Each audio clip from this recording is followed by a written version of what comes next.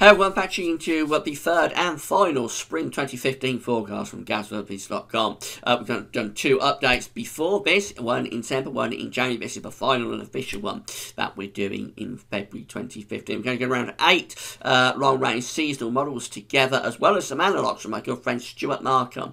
And we're going to put it all together and see if we can get a consensus for where conditions could be going as we go through the spring of 2015.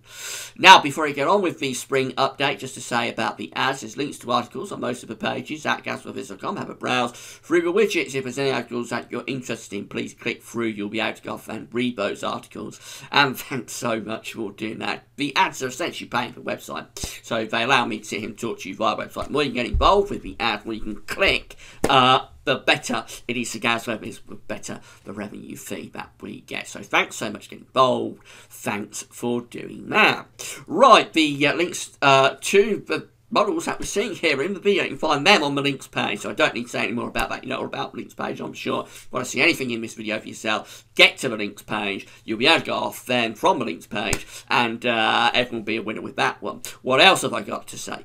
I've also got to say it's going to be quite a long video, so if you need a comfy chair or a cup of tea, cup of coffee, some biscuits, press pause, go off and get everything sorted out. I'll see you in a couple of minutes. Right, you're back. Okay, let's get on with the video. And we're going to start off with the Russian model. Should just say that the first two updates weren't great. We did an update in December. We did another update in January. Both of them going for a pretty cool and a pretty mixed spring. We'll see whether that's maintained for this video. Let's get on with it. I've talked enough. This is the Russian model and its probability. So we're looking at the temperature probability. First of all, for the spring, this is March to May. And all of these models that we've got in this video are covering the full spring period this month. We've not got to worry about being a month short on any of these models. They cover the whole thing. So the temperature probability from the Russian model for March to May is coming out a little bit above average, around normal, a little bit above average, but not deviating greatly from the average by any means. I think overall we're probably on the positive side. If we have a look at the precipitation anomaly, here we go, and we're coming out a little bit above average. So around average to slightly above average temperatures, around average to slightly above average precipitation is, I believe, a signal from the Russian model. Not a great deviation from normal, actually coming out about normal, I would suggest, with both temperature and precipitation, but maybe on the positive side in both categories. Got the 500 millibar height anomalies from the Brazilian model next. This is always a little bit different. I think they try to catch us forecasters out because the red, yellow colours are extrapolating to low pressure, whereas the blue colours and green colours are extrapolating to high pressure. That's normally the other way round on a height anomaly chart, but this one is always different. So we see a trough of low pressure within the 500 millibar flow here, a mean trough across central parts of Europe, with a ridge somewhere up towards Greenland and Iceland. That's not great at all. We're pulling in sort of northerly winds with this one. Certainly northwesterly winds, maybe even northeasterly winds at times. So it's pretty cool, and a pretty unsettled spring is being signalled there from the Brazilian model. Certainly in terms of the pattern. Anyway, now if I show you the temperature anomaly, you see that actually we're coming out around maybe a little bit above average. So that's always the case with these long-range models. They struggle to pick up on cooler than average temperature, and I do believe on that 500 millibar height it would be a relatively cool spring. And precipitation anomaly again around average, but I think we could probably increase that, certainly in the north and the east, a little bit above average, actually. But that's maybe a little bit more speculative. With the position of the troughs and ridges, it may not be overly unsettled, actually. So near normal precipitation, I think that's okay.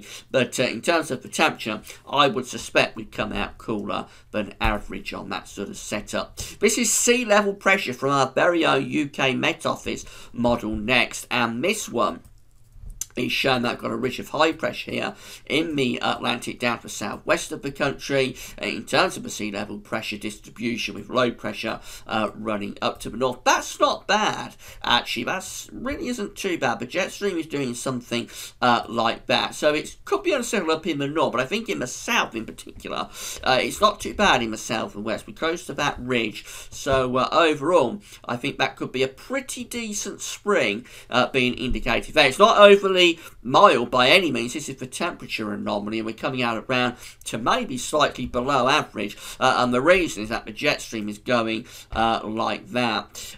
So the jet stream sort of running through the country, and at times we're on the cool side of the jet. So yeah, the temperature's not great with a position of high pressure just to the southwest. In terms of the precipitation anomaly, near normal, a little bit above average in the far north and the east of the country, but overall near normal precipitation, but slightly cooler than average temperature. But that's a fairly decent improvement actually on what the UK Met was showing last month. JMA next, we've got the 500 millibar height anomalies from Japan. Now, we can look at these broken down into monthly periods. I haven't got time for that, but I've done an update with the JMA model already. Did it a few days ago, breaking this down into monthly periods. What we're going to do for this update is just have a look at the sort of 3 monthly anomaly for the whole of the season. So what we see, first of all, for the 500 millibar height anomaly for this spring, and the British Isles is just here, by the way, up to the far top right hand corner of the chart as you're looking at it. What we see for the spring is that we've got low pressure in the Atlantic and at near normal heights really around the British Isles, so nothing overly exciting in terms of the 500 millibar height anomaly. But for the temperature anomaly, quite interesting, we come out cooler than average here. We're coming out below average for the spring, so a cool spring being indicated by the JMA this time. The precipitation anomaly, again, the rainfall anomaly, not bad exciting, coming out around the average, maybe a little bit wetter down to the south and southwest. Actually could be indicative of a bit of a southerly tracking jet stream. But again, overall, not a great deviation from the normal in terms of the rainfall, but that temperature scene is quite strong there for a cooler than average spring. And the reason, if we have a look at the mean wind flow, I don't know if you can make these arrows out, they can be hard to make out, but if you can make it out, the reason is that winds are generally coming from an easterly, possibly even northeasterly type direction with this one through the course of the spring. So that's the reason the temperatures are relatively disappointing. Now that does mask quite big contrast from month to month from the JMA. And overall March, it's signaling March to be the coolest month of the spring. So we've got to take that in mind, bear it in mind, that there's quite a bit of intra-month deviation going on there. But overall, a cooler than average spring quite strongly being signalled from the Japanese model this month. If you want to see how that breaks down into the individual month, please go to the links page and you'll find all the links to the Japanese models there. You'll be able to see those monthly breakdowns for yourself. Hugh Mandel next, my friend Hugh, the American-based forecaster. These are not models, these are analog-based. Well, it is a model, but it's sort of analog-based. So what Hugh does is he takes the sea surface temperature anomalies from any given month. This was all drawn up in January. He takes those sea surface temperature anomalies, compares them with past months and years with similar sea surface temperature anomalies, and then sort of creates a forecast, an analog-based forecast based on those sea surface temperature anomalies. What we've seen for the 500 millibar height anomaly for this spring is that we've got a ridge of high pressure here sitting to the north with low pressure out in the Atlantic, and the flow is probably easterly, maybe southeasterly. So that's not far actually from what the JMA is indicating. Now, the temperature anomaly, unlike the JMA, which comes out cooler than average, we are actually coming out average to a little bit above average, so a little bit milder than average, but really we're near normal there with the temperatures from Hugh Mandel. And in terms of the precipitation anomaly, excuse me, I've got a little bit of a tickle in my throat today. In terms of a precipitation anomaly, we're coming out ever so slightly drier than average, and you would expect it really. There's high pressure around to the east of the country. It's blocking off the Atlantic, so you would expect a relatively dry spring on that one. The experimental NASA model is coming up next. These are 500 millibar heights from NASA. What we see with this one is that we've got a ridge in the central part of the Atlantic. The flow will be going something like that and then down like that. So it looks not too bad, really. It doesn't look too bad, but I think if we actually get into the detail of this, it's not as good as it looks. The temperature anomaly, for example, is coming out on the cooler side of average. So we've still got this sort of trend here, maybe not quite as strong as last month, but I think we've still got this trend here for a relatively cool spring coming up. As we know, 2015 so far through January and February has been cooler than 2014 at the same point. Not cold, but cooler, near normal, and that sort of signal is going on into the spring with a lot of these seed models. It was the case last month, it's still the case this month. So yeah, generally quite coolish sort of spring here being indicated by the NASA model. No real signal for precipitation, so it's around average, but I'm not sure what's going on with that one. Obviously, we're going to have some precipitation going through. I just don't think there's a particularly clear signal there with that one. But the signal, again, quite strong for the temperature. Be a little bit cooler than the average. CFS V2 next, our good friend the CFS. This is the 700 millibar height only from the CFS V2. Ridge to the northeast and going down into Spain and Portugal. Low pressure around Greenland. The flow is going something like that. So again, it looks as though it shouldn't be too bad. Excuse me. It's probably not quite as good as it looks. The temperature anomaly is coming out around average, warmer than average to the east and the northeast, but in Western Europe, temperature anomaly is around average. Rainfall anomaly again is around average. Not a great signal for that one. I think the jet stream is going something like that. So it could be drier for the south. It could be relatively dry down to the south, but wetter up to the north. But it's not a perfect anomaly by any means. We are running the jet streaming quite closely to the country, and again, I think this is masking quite a bit of intra-month variation. Having a look at the Bayesian Climate Centre next. This was very good last month. It's not as good this month. It's changed. We've got the above average heights. These are 500 millibar heights. The above average heights is up to the north and the northeast of the country. But look at this. The British Isles is more or less under a trough of low pressure for this one, and particularly down to the south and the southwest. The flow, again, would be going something like that. So a lot of easterlies, possibly northeasterlies at times, and because the trough is more or less in there over top of the country, it will be relatively unsettled as well. So the temperature anomaly, bit of a mixed bag. The north is a bit above average, the south is a bit below average, which averages it all out, we probably come out near normal. But I think with the winds generally, the flow generally from an easterly, northeasterly type direction, we will probably look at a cooler than average spring. And the precipitation anomaly comes out a little bit wetter than average, and the reason, again, is that the low pressure is somewhere around here. So you would expect a wetter than average spring. Having said that, there is a ridge somewhere up here. So the north and the east probably gets the best of it. The south and west probably gets the worst of it. And then finally, in terms of the models, anyway, going through to the Jamstec IOD, as is always the case with the Jamstec, we seem to be coming out cooler than average, as is most of America. Look how cold it still is for the spring across the United States. But for us, we're on the colder side of the average for the spring from Jamstec IOD. And for the precipitation, a little bit drier than average. And if you see where those dry and average anomalies are centred, they're more or less up to the northwest of the country. So again, it would be a trough somewhere down here, and the flow would be going something like that. So overall, the signal is still there for a cooler than average spring. Excuse me, we haven't got a particularly strong signal from the models for precipitation. I think overall we're probably erring on the side of near normal.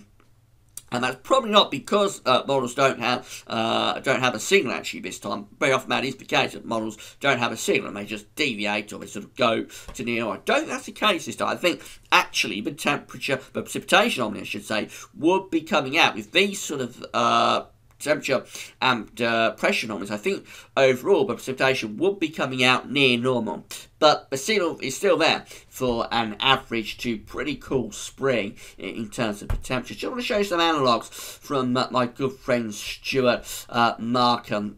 These are broken down into monthly periods, and they're analogues looking at the years 1953 and 2004, which Stuart believes is done a bit of research on this. He believes that those 2 years, 1953 and 2004, are closest to where we are now in terms of the ENSO, the El Nino signal, and in terms of solar activity as well, where we are in the solar cycle. So this is for March, first of all, and what we see with the 500 millibar height anomaly for March, I've got a ridge more or less around the country, actually. A lot of dry weather coming through for March, if that one is correct. If we run down and have a look at the air temperature anomaly for March, it actually comes out around average. There we go. We're coming out around normal in terms of the air temperature anomaly for next month. And of course, with high pressure over the country, this is how the precipitation is looking. It's coming out as a drier than average month for March. So relatively near normal temperatures, but a lot of dry weather with high pressure dominating is the signal for March in terms of Stuart's analogues. As we go through to April, it all flips around. Look at this. For April, we get a trough centred right over the top of the country. So this is something else that we've been seeing, particularly with the JMA and with the CFS too. Maybe it's in there with some of the other models, that there's a lot of intra-month variation this spring. A lot of high pressure influences for March, totally different for April, with a trough sticking up right over the top of the country, ridge going out in the central part of the Atlantic, and the flow, of course, would go northerly with that one, or certainly northwesterly, as we go through into April. Unsurprisingly, the precipitation anomaly from Stuart's analogues is coming out wetter than average for April. So we have a dry signal for March, a wet signal for April, a complete flip around if that one was to come off. The temperature anomaly for April, there we are, comes out around average. I would suspect we could go a little bit cooler than average with that one because of the distribution of the trough over top of the country and the ridge out in the northwestern Atlantic. I would think it could be a little bit cooler than that. But anyway, it's near normal and wetter than average for April. Hardly an inspiring month by any means. And then finally we go through to May, and everything gets shunted off east really in May. So we see the low pressure, the trough setting up to the east of the country, the ridge toppling in off the Atlantic. The flow is probably going something like that. So again, it's not a particularly warm signal, I don't think, but at least it would be drier than what we see for at least it would be drier than what we see for April. This is the precipitation anomaly for May, and it's coming out a little bit drier than average, a little bit below average with that ridge building in. In terms of the temperature signal, here it is, and it's a little bit warmer than average. That's a little bit better. I was thinking it could be a little bit worse than that, but all the cold air has gone off to the east and it's coming out a little bit above average in May. But again, you get the idea that we're not greatly deviating from the average. Lots of intra-month variation going on from March to April to May. The pattern is not consistent. It's flopping about, changing about quite a lot. Perhaps similar to what we've had this winter in some ways. It has been a winter that's been very changeable with lots of changes in the pattern as we've gone from week to week and month to month. Could be seeing that sort of signal continuing into April. So I think that's got to be the prediction from Gazweb is, I mean, I'm not sure we're going to break down into months quite how we've seen just here, but we could do. But I think in terms of the overall spring forecast, getting back to the spring 2015 forecast, I reckon we're going to have a mixed spring, really. It's not going to be a disaster. There will be some fine weather at times, but overall we're going to see lots of changeability through the spring. Unsettled conditions will be coming through at times. The temperature's probably going to be around average, so no signal ready for a particularly warm spring coming up. It may even come out a little bit cooler than average. Wouldn't be surprised if it does. But let's say we're going to have average temperatures this spring and probably average precipitation too. So the forecast is ready for average temperatures, average precipitation, masking a lot of variation, a lot of changes. No pattern continuous. There will be a good deal of changeability about this season. That's it for now. I hope you found the video interesting and informative. As ever, we'll come back at the end of the season, which will be the start of summer, and we'll evaluate how this forecast has gone to see whether it did pan out as we thought, or whether it's been a different signal altogether. Talking of summer, later on this afternoon on the blog, on the Flash, and you can find the link to that on the links bar, the menu bar at the top of the page. On the Flash, later on today, I'm going to give you a very quick sneak peek at the summer. I'm going to do 2 or 3 models, 2 or 3 charts, just to show you what they're suggesting at this very, very early stage for the summer of 2015, because that inevitably is where Gazweb will be going from next month. We'll be doing the first summer update. So a bit of a sneak peek for that. Come back this afternoon on the blog for that one. But that's all for now. Thanks for watching. Hope you enjoyed it. Bye for now.